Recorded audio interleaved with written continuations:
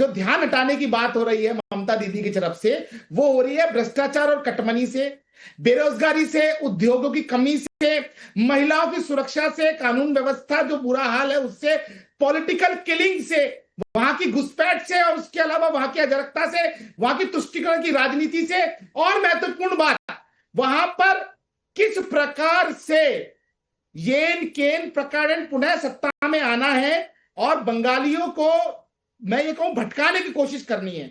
आपको मैं बता दूं, दुर्गाष्टमी की जो मैं ये कहूं कि शोभा यात्राएं होती है उस पर तो ये रोक लगा देते हैं, उसके अलावा रामनवमी की शोभा यात्रा पर रोक लगाते हैं, हनुमान जन्मोत्सव की शोभा यात्रा पर रोक लगाते हैं। सुनिए लीजिए, बीच में मत बोलिए, आपको बीच में आप राजनीतिक विश्लेषक हैं, पढ़ के बोल रहे हैं, बीच में मत बोलिए ना भैया, आप क्या बौखला रहे हैं। ओबीसी के अंदर इन्होंने हिंदुओं के साथ साथ 77 जातियां मुसलमानों की घुसेड़ दी, बंगाली ओबीसी का हक इन्होंने खा लिया, उससे भी ध्यान हटाना है इन्होंने।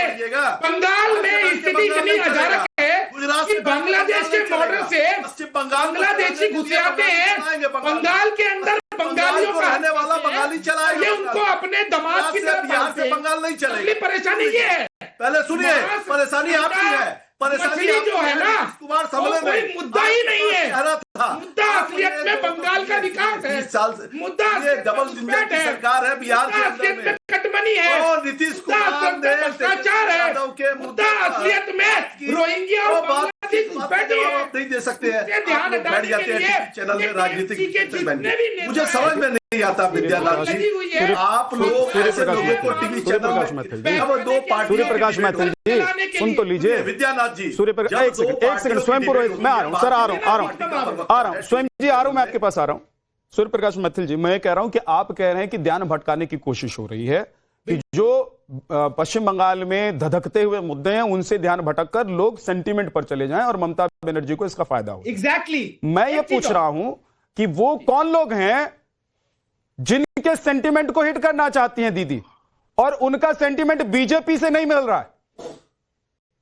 असलियत परेशानी क्या है मैं बताता हूं आपको भी विद्या जी। अब टीएमसी क्यों बौखलाई हुई है? आप लोग बौखलाए हैं, आपके नेता मछली लेके घूम रहे हैं, आपके नेता बोल रहा हूं। अरे इतनी बौखलाहट किस बात की भाई मेरे, सुन लीजिए। नहीं, बौखलाई है बोलेंगे तो आपको जवाब सुनना मिलेगा, जवाब सुनने मिलेगा, क्योंकि आप भारतीय जनता पार्टी को ढक रहे हैं। में सेंध लगाने के लिए बिहार में चुनाव, और ये लोग बात का जवाब दीजिए, वोट बैंक जब बिहार में चुनाव था, भारतीय जनता पार्टी ने मुसलमानों को यदि वहां पर हम सुविधाएं नहीं भी देंगे, क्यों प्रोटेस्ट किया, चलेगा, क्यों प्रोटेस्ट किया, इस बात का जवाब आप दे दीजिए। उनको वहां भ्रष्टाचार करने देंगे, उनको घुसपैठियों का साथ देने देंगे।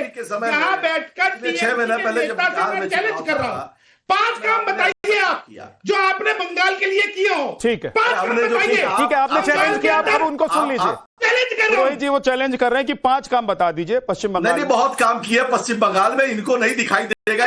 कितने लगाए बताओ? अरे चुप रहो ना, चुप रहो, सुनिए, चुप रहो।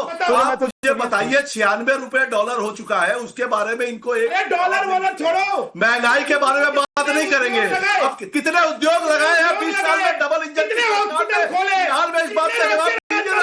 आप बहुत बड़े पॉलिटिकल एनालिस्ट होते हैं, बहुत बड़े पॉलिटिकल एनालिस्ट होते हैं। बिहार में उद्योग लगे हैं, तो बिहारी जाकर के दूसरे प्रांतों में मजदूरी करना पड़ रहा है, तो बिहारियों के साथ में आप लोग अपमानजनक टिप्पणी करवाते हैं, आपके नेता करवाते हैं, महाराष्ट्र में करवाते हैं, दूसरे राज्यों में करवाते हैं। आपको शर्म नहीं आती है? ये भारतीय जनता पार्टी वाले हैं, जब राज ठाकरे करते हैं कर्नाटक में, आपके साथ में क्या होता है, तब आपको शर्म नहीं आती, तब आपको शर्म नहीं आती है। सुन लीजिए विद्यानाथ जी, आपने तृणमूल आपको ऑडियो मुझे डाउन करना पड़ेगा अगर लगातार बोलेंगे।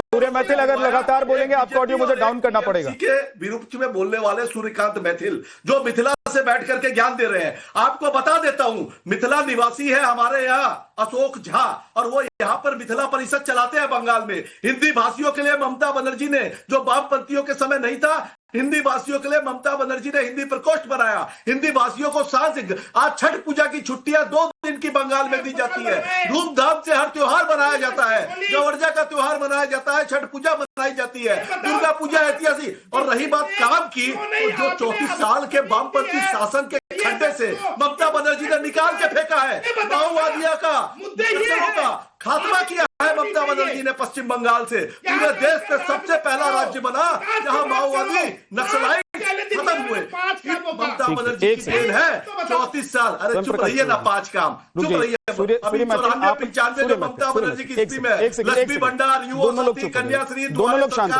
सारे स्वास्थ्य साथी, सारे प्रकल्प ममता बनर्जी के उनको कॉपी कर रहे हैं भारतीय जनता पार्टी।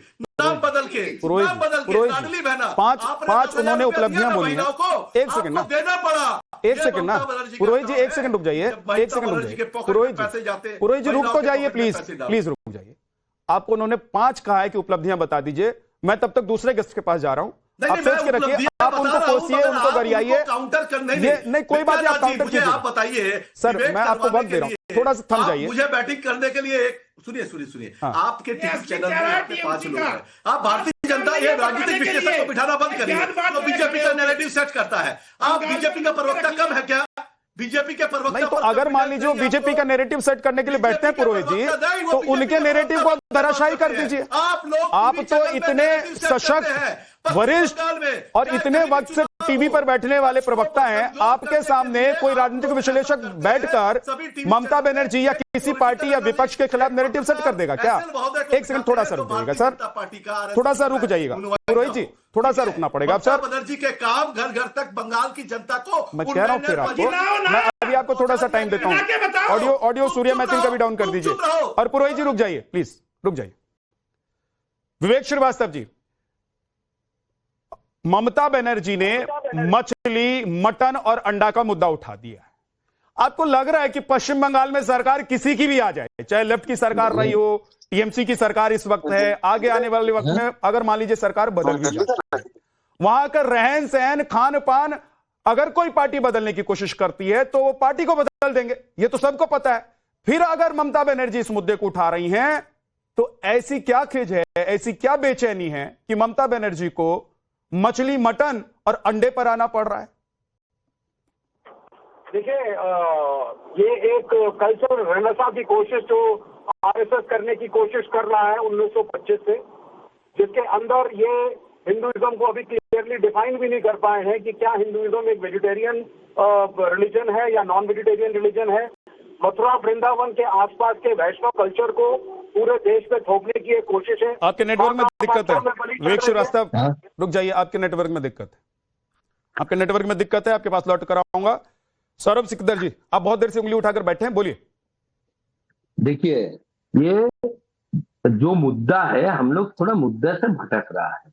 देखिए, जो ये खान पान को लेके इतने दिन से जो बार बार एक गलत संदेश देने का कोशिश कर रहा है तृणमूल कांग्रेस और ममता बनर्जी, ये इसलिए कर रहा है कि लोगों के पास इनका एक्सेप्टेंस 0 हो गया है। और दूसरी बात है, इनका व्यर्थ जो प्रशासन है, इसका जो ये इतने दिन का सरकार चला के आए हैं, उसका जो एंटी इनकम्बेंसी है, इससे उनको साफ समझ में आ रहा है कि इस बार यहाँ भारतीय जनता पार्टी का सरकार बनने वाले हैं। और इसीलिए राजनीतिक मुद्दे पे नहीं बोल के ऐसे भ्रमित करने वाले विषय को लेके आज ये बड़ा दुख की बात है कि स्टेट के प्रधान मुख्यमंत्री आज उनको ऐसे मुद्दे पे बात करना हो। जैसे यहाँ स्वयं प्रकाश पुरोहित जी बैठे हैं, देखिए मजा, बंगाल का मजा यही है, शायद स्वयं प्रकाश पुरोहित जी वेजिटेरियन है और मैं हार्डकोर नॉन वेजिटेरियन हूँ, लेकिन दोनों अलग चीज को डिफेंड कर रहे हैं। This is the beauty of our country. मैं स्वयं प्रकाश पुरोहित जी मछली खाने का मैंने खाना चाहिए इसको डिफेंड कर रहे हैं, और मैं भी उसको सपोर्ट कर रहा हूं कि बिल्कुल खाना चाहिए। खान और भारतीय जनता पार्टी, मैं इसमें ऐड करना चाहता हूं, किसी भी स्टेट में आज हर स्टेट का एक यूनिकनेस है फूड में। तो लखनऊ में बिरयानी और कबाब बंद हो गया क्या? नहीं हुआ ना। कलकत्ता का भी ऐसे जो इतने सालों से खान पान, रीति रिवाज सब कुछ चल रहा है, वैसे ही चलेगा वो। और भारतीय जनता पार्टी जैसे सारे चीज में जो बताया जा रहा है कि पूजा के टाइम पे बंद हो जाता है, आप बताइए कि दिल्ली में या लखनऊ में या यूपी में कितने पूजा होता है या सावन के टाइम में कितने इंसिडेंट्स ऐसे होता है जिसमें लॉ एंड ऑर्डर का प्रॉब्लम ना हो, लोगों का नाराजगी ना हो। उसके अलावा तो कहीं ऐसे इंटरफेरेंस का बात होते ही नहीं है। तो इसीलिए ये मुद्दा जो है ये भ्रमित करने सहमत हो गए है। हम लोग स्वयं पुरोहित और आप सहमत हो गए। सौरभ सिकदर, यहां आप लोगों की दोस्ती दिखाई दे रही है कि आप दोनों बंगाल और बांग्ला को एक साथ लेकर चल रहे हैं, चाहे आप लोग अलग अलग पार्टी से हैं। लेकिन संदीप त्रिपाठी जी ने उंगली उठा ली है। आपने जैसे ही लखनऊ का नाम लिया, संदीप त्रिपाठी जी की उंगली उठ गई। संदीप जी क्यों? देखिए सर, अभी यही मैंने कहा कि आपका जो चरित्र है वो बदलता कैसे है। अभी आपने कहा कि लखनऊ में कबाब खाया जाता है, बनता है। बिल्कुल सर, बिल्कुल बनता है, बिल्कुल लोग खाते भी हैं, वो भाजपा के लोग भी खाते हैं। लेकिन जब आप आके इस तरीके की टिप्पणियां राजनीतिक ध्रुवीकरण करने के लिए, जो है हिंदू मुस्लिम करने के लिए इस तरीके की भाजपा का लोगों को खाना मना है क्या? आपने बताइए ना, मैं रुकिए ना, आप बताते हैं ना। अच्छा ये बताइए, क्या जो है कब्रिस्तान और शमशान की राजनीति होनी चाहिए? मोदी जी ने कहा ना कि हिंदू आपकी भैंस खोल ले जाएंगे, ये उनका भाषण है। ये इस तरीके की राजनीति होनी चाहिए? क्या कोई भैंस खोल ले जाएगा? वैसे जैसे आप कह रहे हो कि कैसे बंद हो जाएगा, लेकिन ये भारतीय जनता पार्टी राजनीति करती है। इससे लोगों को आशंका पैदा होती है। जब लिंच कर दिया गया उत्तर प्रदेश में कितने लोगों को, राजस्थान में कई लोगों को, मैं नाम नहीं लूंगा अभी उस पे, और हमारे मैथिल साहब जो भाजपा के प्रवक्ता नहीं है, लेकिन प्रवक्ता से आपसे कितना बढ़िया डिफेंड। अभी हमने आपसे पूछा कि आप 5 मुद्दा बताइए, आप नहीं बता पाए। लेकिन देखिए मैथिल जी ने कैसे बताया, ये मुद्दा, ये मुद्दा, ये मुद्दा। लेकिन भारतीय जनता पार्टी का नेता और पार्टी इस मुद्दे की बात करेगा, लेकिन उन्होंने बैठा रखा है कि जब इस तरीके की डिबेट हो तब आप उसको मुद्दा गिनाइए। भाई आप मुद्दों के आधार पर चुनाव लड़िए ना।